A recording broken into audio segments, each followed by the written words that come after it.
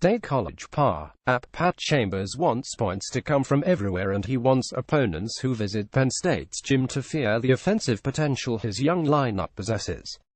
Penn State's coach knows all that will come if his team plays defense like it did in an 8,157 win over Fairleigh Dickinson on Sunday, where 5 Nittany Lions finished in double figures. Tony Carr scored 15 of his 20 points in the first half. Josh Reeves added 17 points. Mike Watkins finished with 15, and Lamar Stevens and Nazir Bostic chipped in 12 apiece for the Nittany Lions 20, who led by 16 at halftime and forced 31 turnovers. "I want us to have an assassin mentality of when you come in here, you better be fearful that we're going to compete hard," Chambers said.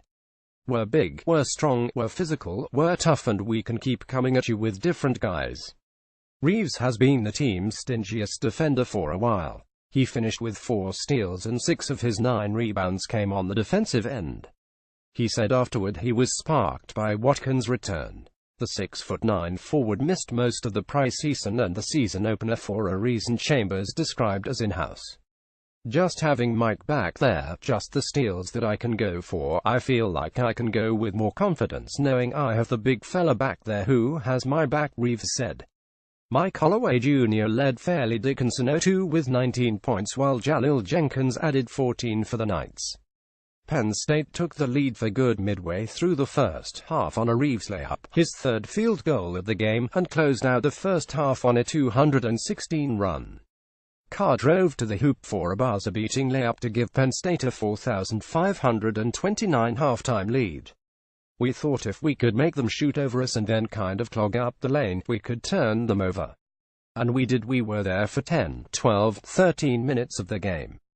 Big picture, Fairleigh Dickinson the Knights' 201,516 Northeast Conference championship seems long ago, mostly because they've lost an awful lot recently. After starting conference play 81 last season, the Knights went 18 over the final 9.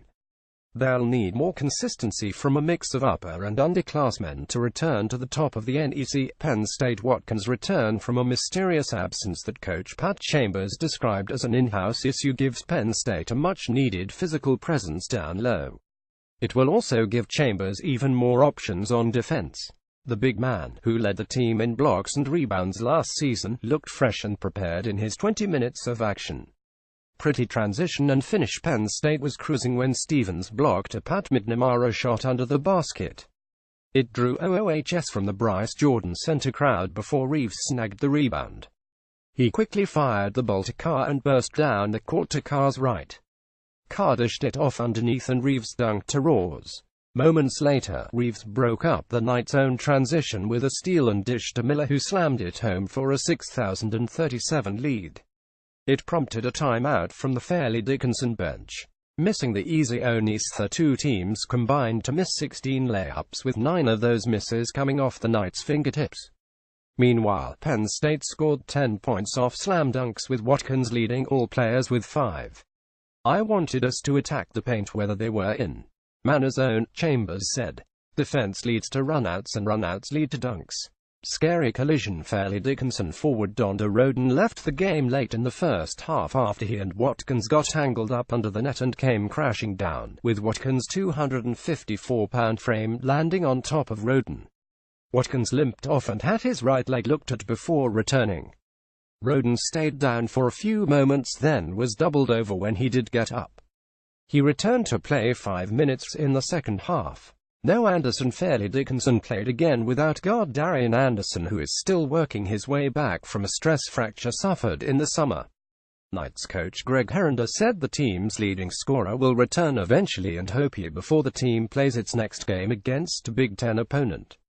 The Knights travel to Rutgers on December 9. Quotable: Herenda began his press conference noting that his wife, Jill, is a Penn State graduate. "At least when I go home, someone in the family is going to be happy," Herenda said. Up next, Fairleigh Dickinson hosts F2 Florham on Wednesday.